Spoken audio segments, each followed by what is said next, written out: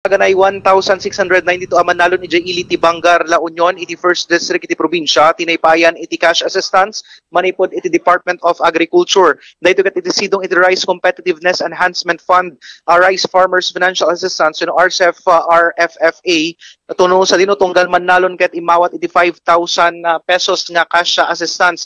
Dahito ket tapno pala ang may pasigurado kan mapagtalened iti food security iti nadakamat pala nga ili kan mapaduraas iti apit dagitoy. Dagiti benepisaryo ket nakarehistro rito iti RSBSA nga danti land holdings na at 2 hectares pababa. Tinadakamat aganwat ket aglepas sinton bigat ken nang rugimat iti Lunes no sa dino daytoy ket tapno na ingat amay patungpal ken ma-monitor ti minimum health protocols kabayatan ti panakaisayangkat iti aktibidad.